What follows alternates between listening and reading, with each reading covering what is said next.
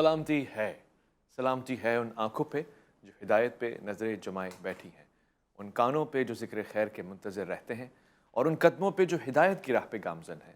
السلام علیکم ورحمۃ اللہ وبرکاتہ۔ تمام تعریفیں خدائے بزرگ و برتر کے لیے جو وحدہ لا شریک ہے، نہ کوئی ثانی ہے نہ کوئی ہمسر ہے۔ درود لامحدود محبوب رب الودود، راحت العاشقین مراد المشتاقین حضرت محمد مصطفیٰ، آپ کی آل پاک، آپ کے جانثار انصار اور اصحاب پر ظاہر مند۔ آپ دیکھ رہے ہیں الف لام میم، میں آپ کا میزبان محمد اویس ربانی تہ دل سے آپ کو کہتا ہوں خوش آمدید۔ خواتین و حضرات، یہ ایام محرم الحرام ہیں، اور وہ ایام جو بہت ہی خاص ہیں، آپ کی توجہ کا مرکز بنے رہتے ہیں۔ صبح و شام آپ ایک جملہ سنتے ہیں اور وہ ہے پیغام حسینی۔ میں آج آپ کو اس حوالے سے متوجہ کرنا چاہتا ہوں، گویا کہ 6 محرم الحرام اور اس کے بعد آگے کا سفر، پیاس کا سامنا، ظلم اور اذیت کا سامنا، لوگوں کی بے وفائی کا سامنا، اور پھر سب سے بڑھ کے یہ کہ بات ماننے والوں کی بات نہ ماننے کے اس انداز کا سامنا انتہائی تکلیف دہ ہے۔ مگر اس کمال ہستی کا کمال ظرف تو دیکھیے کہ جس کے بارے میں رسالت مآب صلی اللہ علیہ وآلہ وسلم نے فرمایا ہو کہ میں حسین سے محبت کرتا ہوں، اور بے شک اللہ حسین سے محبت کرتا ہے، اور بارہا یہ کہا ہو کہ اے مسلمانوں حسین سے محبت کی جائے، بارہا یہ کہا ہو کہ مسجد میں داخل ہوا ہوں اور وہ چھوٹا بچہ کہاں ہے؟ سب نے دیکھا کہ وہ چھوٹا بچہ کون ہے، وہ حسین ہے۔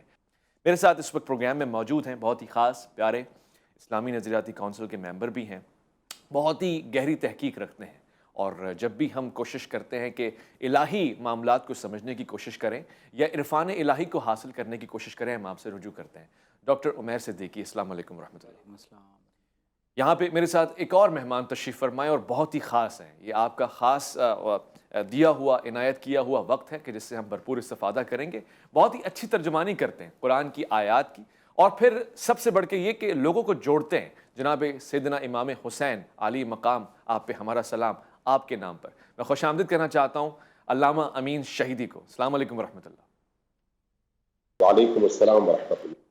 ڈاکٹر صاحب، میرے پاس سوال ہی نہیں ہے جو میں پوچھوں، روایتیں بہت ساری ہیں شہادت کے حوالے سے اور کربلا کے معرکے کے حوالے سے۔ یہ کیسی جنگ ہے، اور میں اس کو کیسے جنگ کہوں، جو 72 کے مقابلے میں کئی ہزار بلکہ لاکھوں کے سامنے ہے، اور جو پیاسوں کے مقابلے میں سیراب لوگوں سے ہے، اور پھر وہ جو فوج ہے یعنی حکومت کے نمائندے ہیں، ان کا مقابلہ نہتے لوگوں سے یا ان لوگوں کے ساتھ جو بچوں کو لے کر آئے ہیں ان کے ساتھ ہے۔ بسم اللہ الرحمن الرحیم۔ اویس بھائی، آپ کا بہت شکریہ، آپ ہمیشہ محبت کے ساتھ دعوت دیتے ہیں۔ واقعہ کربلا قیامت تک آنے والے وہ تمام انسان جو کبھی حق اور باطل کے معرکے میں ہیں اور ظلم کے سامنے سینہ تان کر کھڑے ہوئے ہیں، اگرچہ کیفیت اور کمیت کا بظاہر کوئی بہت بڑا فرق بھی دکھائی دیتا ہو، لیکن جو لوگ اللہ اور اس کے رسول صلی اللہ علیہ وسلم کے نام پر نکلے ہوں تو حضرت امام حسین علیہ السلام اور شہدائے کربلا کی شہادتیں اور ان کی قربانیاں قیامت تک آنے والے ان تمام انسانوں کے لیے مشعل راہ ہوں گی۔ بے شک۔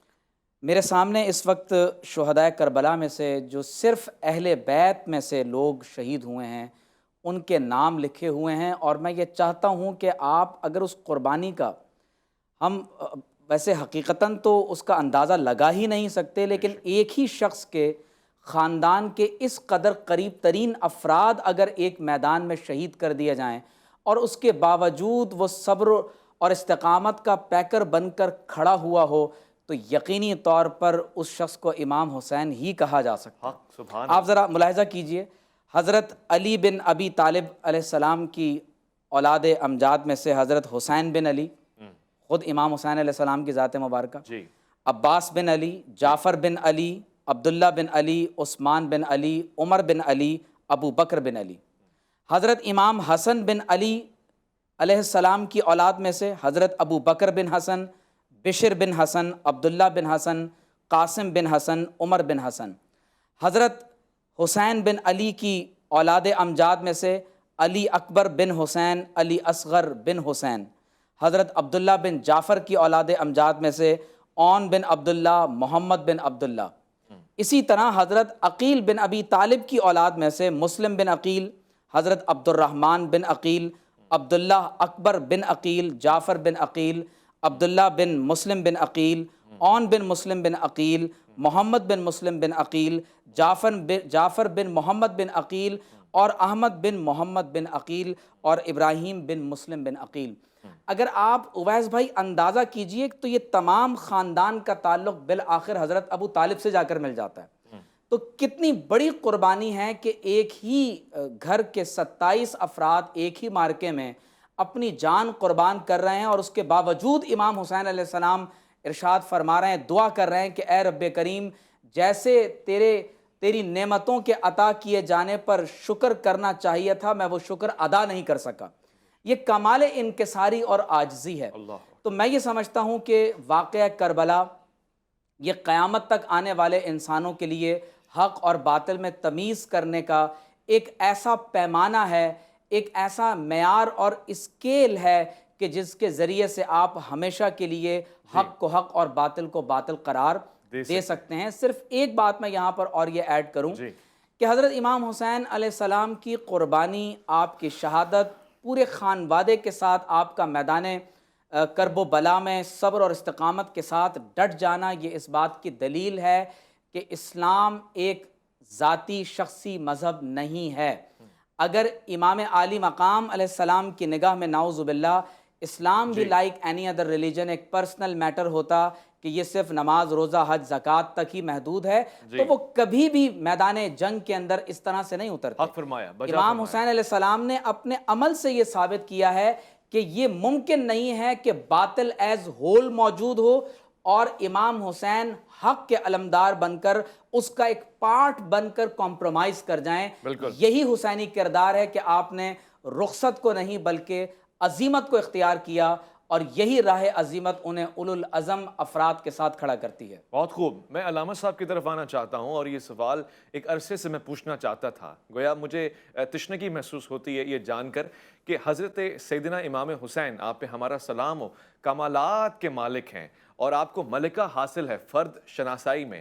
سب سے بڑھ کے یہ کہ جب آپ مدینہ منورہ کو رخصت کہہ رہے ہیں، مکہ مکرمہ کو الوداع کہہ رہے ہیں، تو وہاں آپ چاہتے ہیں کہ لوگ آپ کے ساتھ شامل ہو جائیں، آپ کی خواہش ہے کہ لوگ آپ کی نصرت کو آئیں، مگر اس سے بالکل جدا ہم دیکھتے ہیں کہ وہ عاشور کی شب کہ جب امام کہہ رہے ہیں کہ آپ جا سکتے ہیں جس کو جانا ہے، اور چراغ گل بھی کر دیے جاتے ہیں، اور پھر ایک مرتبہ دوبارہ سے ایک الگ کیفیت دیکھتے ہیں کہ امام فرما رہے ہیں حل من الناس من ینصرنا، لوگوں میں سے کوئی ہے جو میری مدد کرے۔ یعنی یہ تین مختلف مقامات ہیں یا پھر لوگوں کا امتحان ہے علامہ صاحب؟ بسم اللہ الرحمن الرحیم، وبہ نستعین، واللہ اور آپ کا بہت بہت شکریہ۔ ہمارے ڈاکٹر عمیر صاحب نے بھی بڑی جی، کربلا کا معرکہ اصل میں ایک ایسا معرکہ کے اندر آپ کو اتنے عجیب اور غریب اور مختلف پہلو نظر آتے ہیں کہ آپ جس پہلو پر بھی غور کریں آپ کے نئے دروازے کھلتے ہیں۔ جی، چونکہ آپ کے پروگرام کا ہے، اس لیے میں محدود انداز میں اسی بات کو کروں گا جس کی طرف آپ نے اشارہ کیا ہے۔ جی، دیکھیے امام حسین علیہ السلام نے یہ جو کا آغاز کیا ہے، یہ شعور کا سفر ہے، علم کا سفر ہے، ایمان کا سفر ہے، دانش کا سفر ہے۔ یہاں پر امام حسین علیہ السلام کو ان لوگوں کی ضرورت ہے جو امام حسین علیہ السلام ہی کی طرح سے سوچیں، انہی کی طرح سے دین کا ادراک رکھتے ہیں، انہی کی طرح سے دین کا فہم رکھتے ہیں۔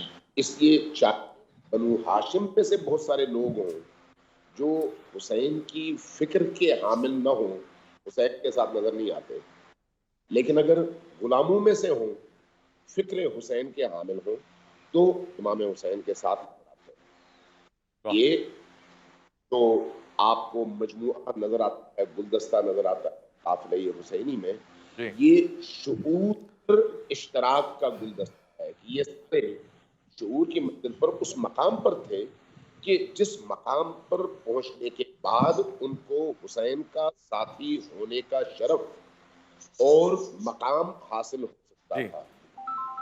اگر جب ہم اس اعتبار سے امام حسین علیہ السلام کی اس عظیمت کے اس سفر میں ان کے ساتھیوں کا مطالعہ کرتے ہیں، ان کی زندگیوں کا مطالعہ کرتے ہیں، تو ہمیں مختلف پہلوؤں، مختلف والوں سے ان کے مختلف رخ اور مختلف کیفیتیں نظر آتی ہیں۔ مدینہ سے اگر امام حسین علیہ السلام نکلتے ہیں تو آپ ایک عام ندا دے سکتے تھے کہ سب میرے ساتھ چلیں، جی ہو سکتا ہے بہت سارے لوگ چل پڑتے، لیکن امام حسین علیہ السلام نے یہ کام نہیں کیا۔ امام حسین علیہ السلام کے جملات، امام کے خطبات، امام کے مکتوبات جو آج بھی احادیث کی کتابوں میں، تاریخ کے سینے میں محفوظ ہیں، اور بہت سارے لوگوں نے ان کو یکجا کر کے جمع بھی کیا ہے کہ مدینہ سے لے کر کربلا تک امام حسین علیہ السلام نے جو ارشادات فرمائے، جو مختصر خطبے ارشاد فرمائے، جو مکالمات کے تاریخ نے ضبط کیے، اور جو آپ نے مکتوبات لکھے، ان پر اگر آپ غور کریں تو پتہ چلے گا کہ امام حسین علیہ السلام بالکل واضح اور کلیئر تھے کہ انہوں نے کس سفر کا انتخاب کیا۔ جی لہٰذا جب وہ مدینہ سے نکل رہے تھے تو انہوں نے چن چن کر افراد کا انتخاب کیا، واہ چن چن کر۔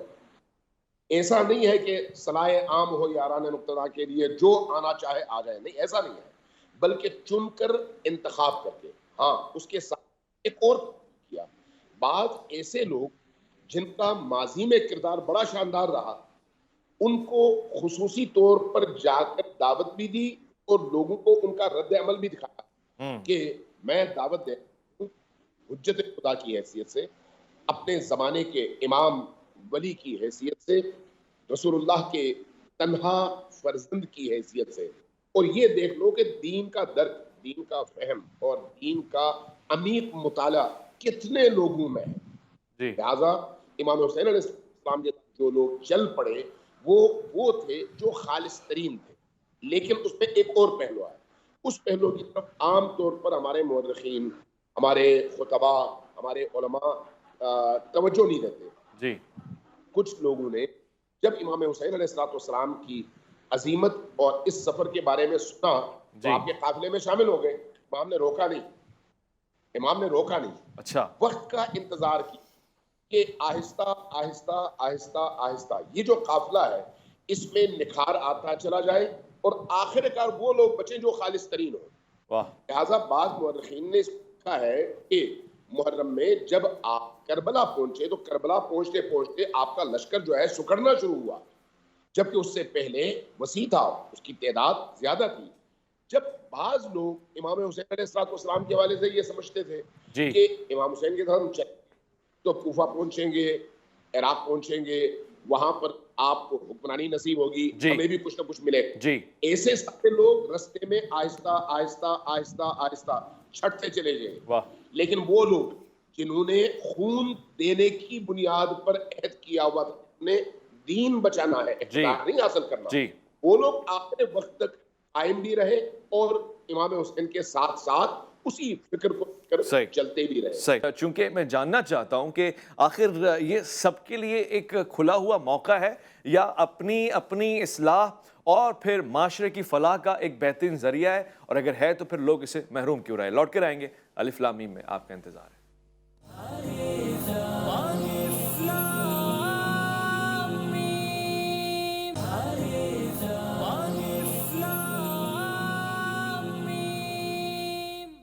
حسین جیتے ہیں ہر دم، حسین جیتیں گے، جہاں میں لاکھ ہی پیدا یزید ہو جائیں، اور کسی یزید کی بیعت سے لاکھ بہتر ہے خدا کی راہ میں آؤ شہید ہو جائیں۔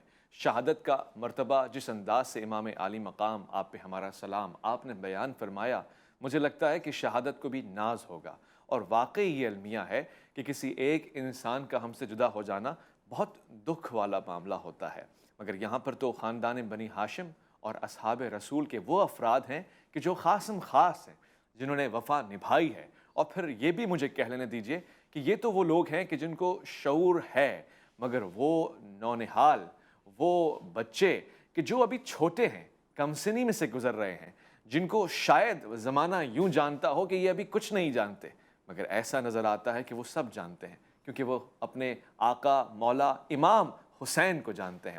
میں مفتی صاحب اس بات کو آپ کی طرف رکھتا ہوں کہ سیدنا امام عالی مقام خاص طور سے جنگ کے دوران اور جنگ سے پہلے کس انداز سے مخاطب ہو رہے ہیں لوگوں کے ساتھ. یعنی آپ نے خطبے بھی بیان فرمائے, آپ نے ان کو اصلاح کی دعوت دی, آپ نے ان کو ان کے وعدے یاد کرائے. آخر امام اس دن بھی ان سے خیر کیوں چاہتے تھے؟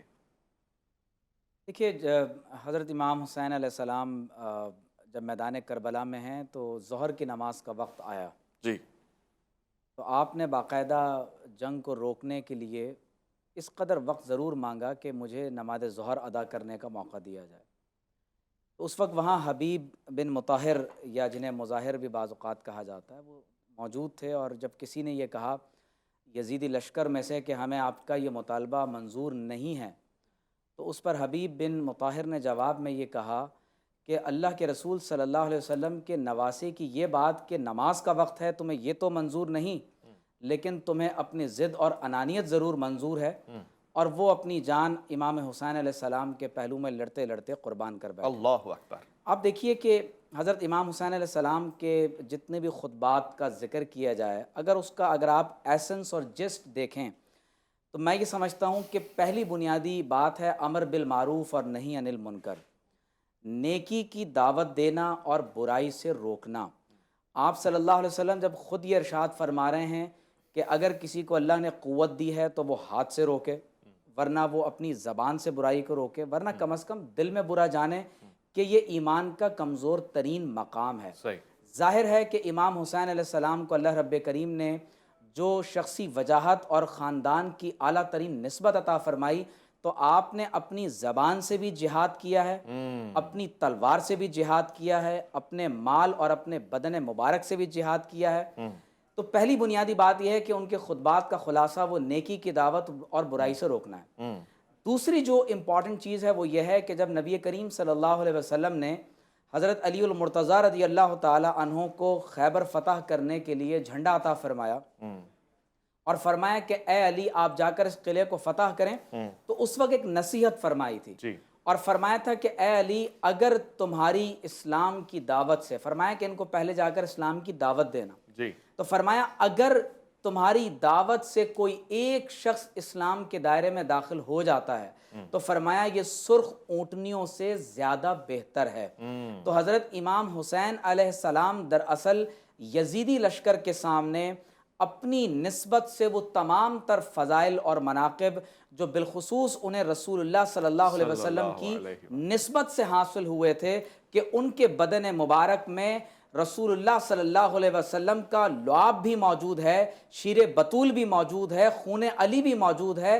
وہ ان تمام تر نسبتوں کو اس لیے یاد دلا رہے ہیں کہ نعوذ باللہ من ذالک اس قبیح ترین جرم سے یزیدی لشکر باز آ جائے. تو بار بار ان کا خطبات میں یہ تکرار کرنا، لیکن اس میں ایک بڑی اہم بات آپ یہ دیکھیں گے کہ کہیں ان کے لہجے میں لجاجت نہیں ہے، نعوذ باللہ من ذالک، کہیں ان کے یعنی ہمت کے اندر کہیں ان کا تذبذب پیدا نہیں ہو رہا، ان کا جو استقامت کا پایا ہے اس میں لرزہ پیدا نہیں ہو رہا. وہ ہمیشہ استقامت اور صبر کا ایک پیکر بن کر اس انداز سے ڈٹے ہوئے ہیں کہ وہ اللہ تبارک و تعالیٰ کے حبیب نے جو فرمایا وہ انہی کے بارے میں ہے کہ میری امت میں ایسے لوگ بھی ہیں کہ جن کے دلوں میں ایمان فلک بوس پہاڑوں کی طرح سے مضبوط ہو چکا ہے.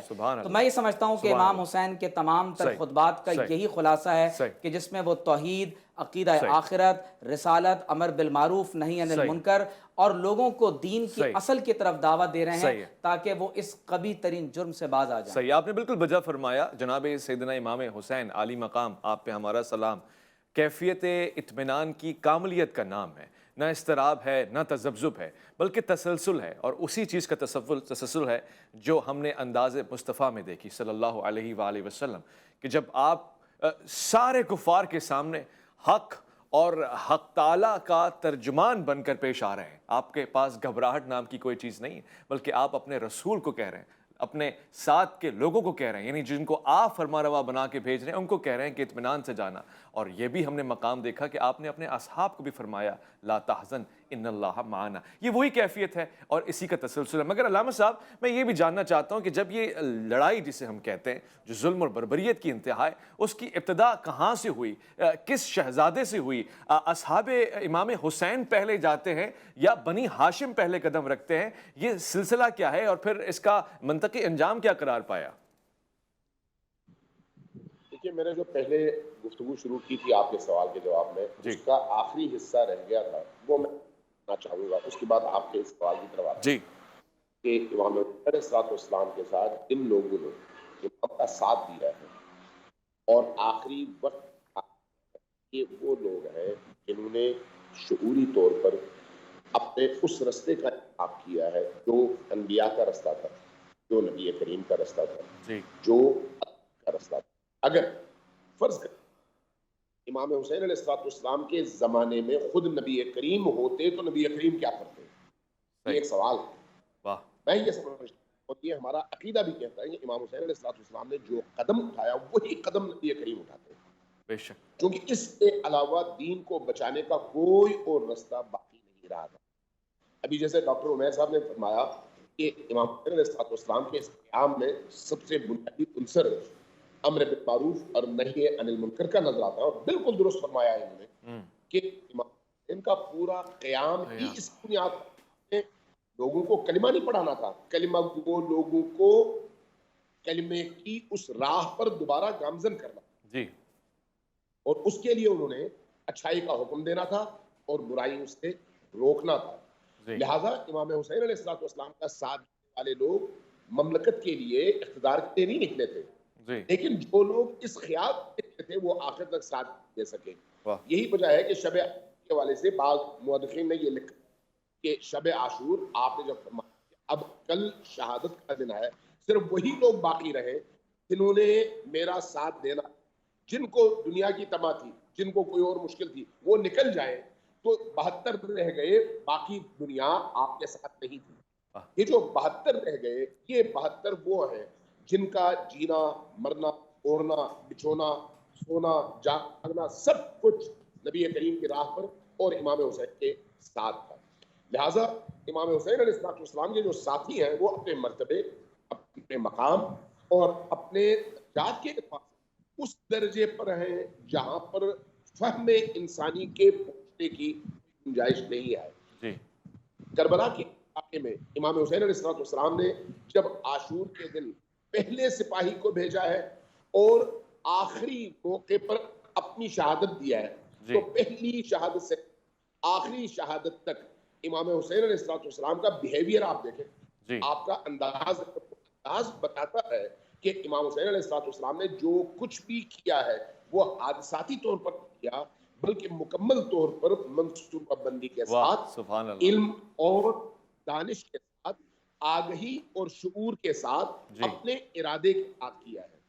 आपने अभी उन बच्चों का तज़किरा किया, जरा ये देखें कि 12 या 13 साल का बच्चा है जिसको शाहज़ादा कासिम कहते हैं, हजरत उसी रात जिसको हम शबे आशूर कहते हैं, इमाम हुसैन अलैहिस्सलाम जब अपने इन असहाब को इम्तिहान देने के बाद, आज़माने के बाद फरमाते हैं कि अब तुम्हारे और अल्लाह के रसूल की बारगाह पहुंचने के दरमियान अगर फासला है तो सिर्फ आज की शब का फासला है, कल तुम सब अपने रसूल की बारगाह में होगे।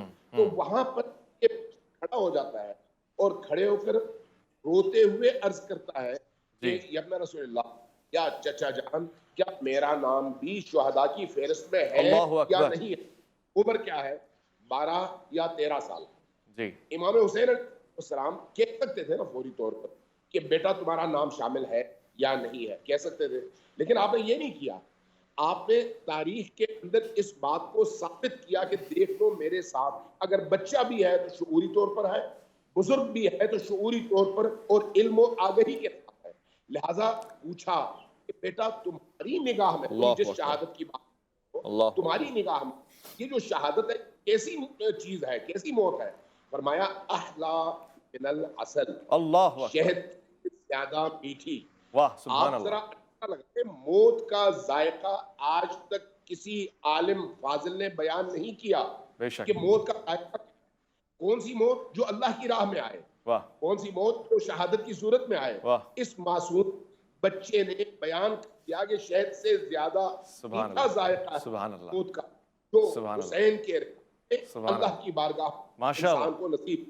और जब ये जी बयान हुआ तो फिर इमाम हुसैन अलैहिस्सलाम ने फरमाया जी कि बेटा तुम ही नहीं, तुम्हारा सबसे छोटा भाई अली असगर भी जी कल के अदा में शामिल है। जी ये जो फेरिस्त बनी है इमाम हुसैन जी अलैहिस्सलाम ने जी हज़रत खुद इब्न यजीद रियाही से जी लेकर जी अली मज़ाहिर तक, जी हजरत एस से लेकर जी जी अब्दुल्लाह तक, हजरत जोन से लेकर बाकी असहाब तक, जी ये जो पहले असहाब की लिस्ट है, जी बाद में अहलुल बैत की लिस्ट है। सही फरमा रहे हैं असहाब ने की और उसके बाद अहलुल बैत की बारी आई। ठीक है अब अहलुल बैत की जब बारी आई ठीक है है तो अहलुल बैत की शहादत में भी हुसैन इब्न अली अलैहिस्सलाम का बिहेवियर और रद्द अमल मैं ये जानना उसी चाहता तरह हूँ अल्लामा तरह का साहब, मैं ये जानना चाहता हूँ कि जब अहले बैत की बारी आ रही है तो उस वक्त इमाम हुसैन का तर्ज अमल क्या है? ज़ाहिर गम है, अफसरदगी भी होगी और दुख भी होगा अपनों से रुखसत लेने का,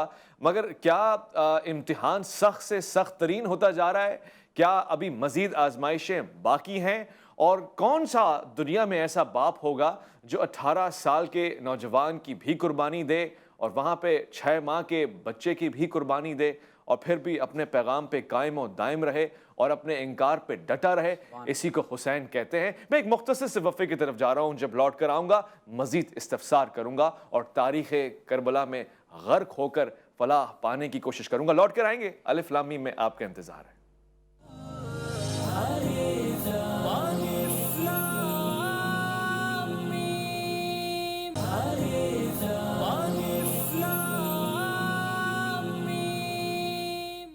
गमे हुसैन में आँखों से अश्कबारी हुई, यूं करबला के शहीदों की पुरसदारी हुई और हुसैन प्यासे रहे करबो बला की गर्मी में, इसीलिए शायद जहाँ में सबील जारी हुई।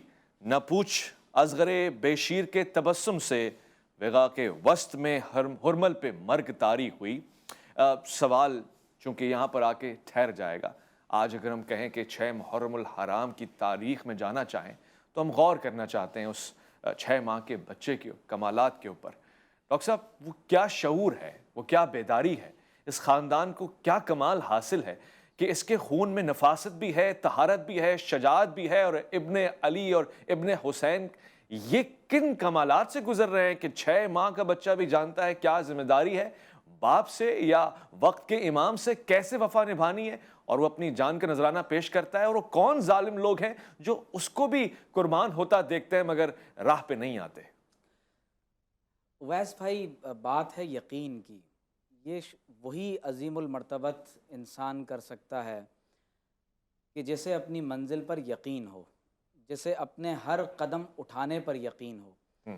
जिन लोगों के अंदर यकीन ना हो, मार्फत ना हो, ईमान ना हो, वो कभी भी अपनी मंजिल और मकसद के लिए अपने अहलो अयाल और जान की कुर्बानी नहीं देते। आपने बहुत खूबसूरत बात की कि इमाम हुसैन अलैहिस्सलाम के सामने एक 6 माह के बच्चे से लेकर, चंद माह के शीरख्वार बच्चे से लेकर एक जवान बेटे तक जी, ख़ानदान के तकरीबन 27 से ज़ायद अफराद और उनके जो असहाब हैं उनको आपके सामने शहीद किया जा रहा है, और उसके बावजूद किसी भी कदम पर आपके पाँव के अंदर कभी लर्जा नहीं आ रहा। आप पाए इस्तिकामत में कभी आप जो है वो लर्जा तारी होता हुआ नहीं देख रहे। उसकी वजह क्या है? अल्लाह ताला ने इरशाद फरमाया कि इन्नल्लज़ीना क़ालू रब्बुनल्लाह, अल्लाह, बेशक जिन लोगों ने कह दिया कि अल्लाह हमारा रब है। ये ला इलाहा कहना आसान नहीं है। हम जो कह देते हैं कि ला इलाहा, तो इल्लल्लाह उस वक्त तक मोतबर नहीं होता जब तक ला इलाहा ना कहा जाए। जी।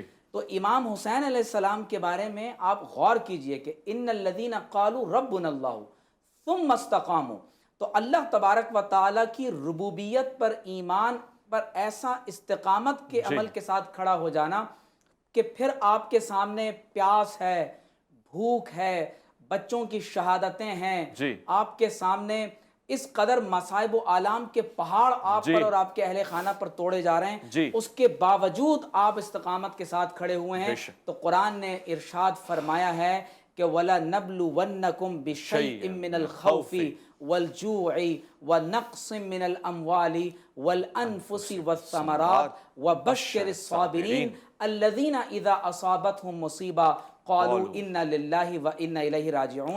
یہ اِنَّا لِلَّهِ وَإِنَّا إِلَیْهِ راجعون کہنا، اسی میں امام حسین علیہ السلام کی قربانی کا پورا فلسفہ موجود ہے کہ جب آپ کا سب کچھ اللہ کے نام پر ہوتا ہے تو پھر یہ جان جاتی ہے، مال و اسباب قربان ہوتے ہیں، یا آپ کی اولاد کو اللہ تبارک و تعالیٰ کے راستے میں شہید کر دیا جائے تو پھر انسان خوف اور حزن سے آزاد ہو جاتا ہے، کیونکہ اس کی دوستی، اس کا تعلق مع اللہ اس قدر مضبوط ہوتا ہے کہ پھر موت اس کے نزدیک ایک نعوذ باللہ عذاب نہیں ہوتی، بلکہ الموت جسر یوصل الحبیب الی الحبیب، وہ ایک پل کا کام کرتی ہے جو محبوب کو محب سے ملا دیتی ہے۔ تو میں یہ سمجھتا ہوں کہ یہی امام عالی مقام کی شہادت کا ایک عظیم پیغام۔ ڈاکٹر صاحب بہت خوبصورت گفتگو آپ نے کی۔ علامہ صاحب آپ نے کیا ہی کمال کا جملہ مجھے دیا کہ قرآن کہہ رہا ہے کل نفس ذائقۃ الموت، اور یہاں پہ حضرت شہزادہ قاسم ابن حسن فرما رہے ہیں کہ وہ تو میٹھی ہے اور شہد سے بھی زیادہ میٹھی ہے۔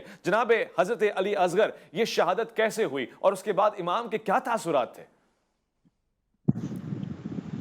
دیکھیے، میں اس وقت یہ نہیں چاہتا کہ یہاں پر مسائل بیان ہو، چونکہ میرا خیال ہے ٹی وی کے اوپر جو اصل چیز ہے وہ فلسفہ قیام امام حسین اور امام حسین علیہ السلام کی زندگی کے وہ پہلو جس کے نتیجے میں ہر انسان کے اندر پیدا ہو، حمیت پیدا ہو، جرأت بھی پیدا ہو، عشق بھی پیدا ہو، محبت بھی پیدا ہو، اور نفسیاتی طور پر سربلندی کا احساس بھی پیدا ہو، چونکہ جس کا امام اتنا سربلند ہوگا اس کو بھی سربلند ہونا چاہیے۔ صحیح فرما رہے ہیں۔ جس کے امام کو ہم انسانیت کے اس معراج پر دیکھتے ہیں، اس کو اپنے امام کے راستے پر چلتے ہوئے اسی معراج انسانیت پر نظر آنا چاہیے۔ میں اس پہلو سے امام حسین علیہ السلام کے اس دن کی کیفیت کو بیان کرنا چاہوں گا جو چاہے علی اصغر علیہ السلام کی شہادت پر ہو، چاہے حضرت قاسم کی شہادت پر ہو، چاہے حضرت عباس کی شہادت پر ہو۔ امام حسین علیہ السلام کی زندگی کے اس معاملے میں دو پہلو ہیں، ایک اپنے کسی عزیز سے بچھڑ جانے کا غم، مثلا چاہے حر ابن یزید ریاضی ہو یا حضرت علی ابن مظاہر کی شہادت ہو یا کسی اور صحابی کی، یہ شہادت اسی طرح غم انگیز ہے جس طرح سے حضرت علی کی شہادت ہے، حضرت علی اصغر کی شہادت ہے، حضرت قاسم کی شہادت ہے۔ دونوں میں حسین علیہ السلام مغموم ہے، دونوں میں حسین علیہ السلام اشکبار ہے، لیکن جو چیز اہم ہے وہ یہ ہے کہ اس غم کی کیفیت میں، چاہے وہ اصحاب کی شہادت میں، چاہے وہ اہل البیت کی شہادت میں، امام حسین علیہ السلام کے عزم میں، استقلال میں، ان کی سربلندی میں، ان کے حوصلے میں، ان کی ہمت میں، ان کے کلام میں، ان کے شعار میں، ان کے خطاب میں، ان کے دشمن سے برتاؤ میں، ان کے اپنے ساتھیوں سے برتاؤ میں جو چیز نمایاں ہے وہ ہے انتہا درجے کا وہ حوصلہ جس کے لیے حسین بن ہے، کوئی اور اس مقام پر نظر آ نہیں سکتا۔ سبحان اللہ۔ جو چیز بڑی اہم ہے وہ مورخین نے لکھی ہے وہ یہ ہے کہ جیسے جیسے غم کے لمحات بڑھتے چلے گئے، قربانیاں بڑھتی چلی گئیں، لاشیں بکھرتی چلی گئیں، عزیزوں کی تعداد میں کمی آتی چلی گئی، درد بڑھتا چلا گیا، حسین السلام کے قدم استقامت میں مزید استحکام آتا چلا گیا۔ اللہ اکبر۔ شاید اسی روز کے لیے رسول کریم صلی اللہ علیہ وآلہ وسلم نے آپ کی اعلیٰ تربیت فرمائی تھی، اور شاید انہی مزاجوں سے پالا گیا تھا آپ کو، اور کیا کمال مرتبہ آپ کو حاصل ہوا کہ کتنا بلند مرتبہ پایا حسین نے، راہ خدا میں گھر کو لٹایا حسین نے، اور کیسے بیاں ہو حضرت شبیر کا مقام، بے حد بلند مرتبہ پایا حسین نے، چھوڑی نزا کے وقت بھی شبیر نے نہ نماز، سجدے میں رکھ کے سر کو کٹایا حسین نے۔ میں انتہائی شکر گزار ہوں علامہ امین شہیدی کا، میں بے حد شکر گزار ہوں ڈاکٹر عمیر محمود صدیقی کا۔ بس اتنا کہنا چاہتا ہوں، حسین بامقصد ہیں، اور آج بھی ان کا مقصد حیات کا اور زندہ اور جاوداں ہونے کا ایک ایسا نمونہ ہے کہ جس کی کوئی نظیر و مثال نہیں ملتی ہے۔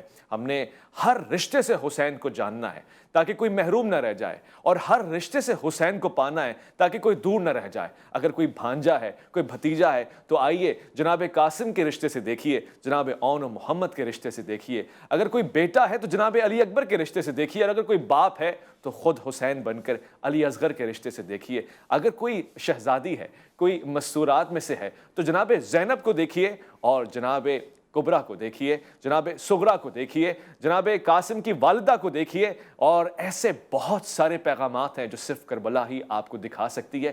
دیکھیے، اور دیکھنے کے بعد ان آنکھوں کو تر کیجئے، حسین کے غم میں بھی اور دین کے پیغام انقلاب میں بھی۔ اپنا بہت خیال رکھیں گے، آپ اپنے سے بڑھ کے خیال رکھیں گے ملک پاکستان کا، اللہ کے فرمان کا، اللہ کی امان میں۔